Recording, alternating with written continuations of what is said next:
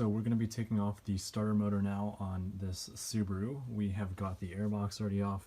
We have this mounting bracket for the airbox that is going to need to come off as well. This is held on by two 12mm bolts. You can see the two, I'm not going to point to it because I can't reach right now, but you've got those 2 12mm bolts that will come out, and then you'll take out this bracket. In addition to that, we have, you can see it right there, the top one with the rubber boot on it is a power connection for this starter, and then there's also an electrical connection right in there that you can see just below it that we're going to disconnect.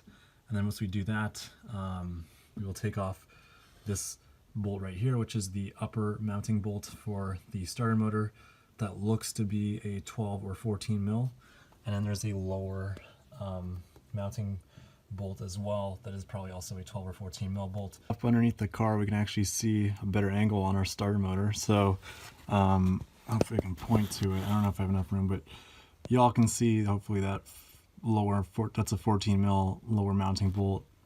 That's the boot that we got to disconnect. There's another little electrical connector we got to disconnect on our starter motor. This little plug right here, hopefully you can see it, there is a little tab on the top part of it, so you press your finger from the top down onto this thing. It's not near the end of this plastic connector, it's near the base of it.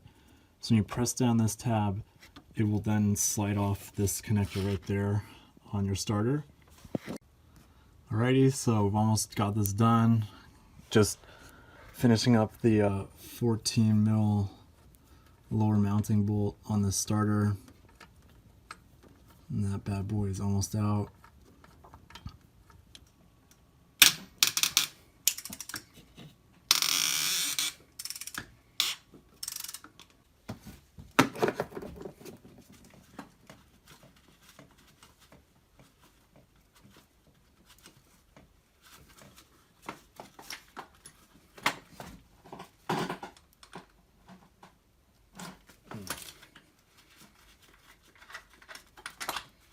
Okay.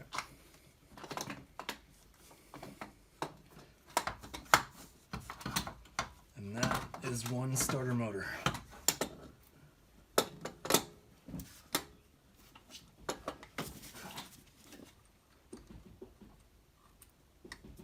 me see here.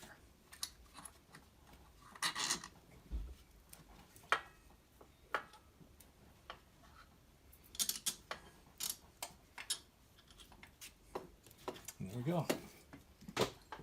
Final note here, the top bolt is longer. The top mounting bolt for a starter motor is longer than the lower bolt slightly, but there is definitely a little bit of a size difference between these two.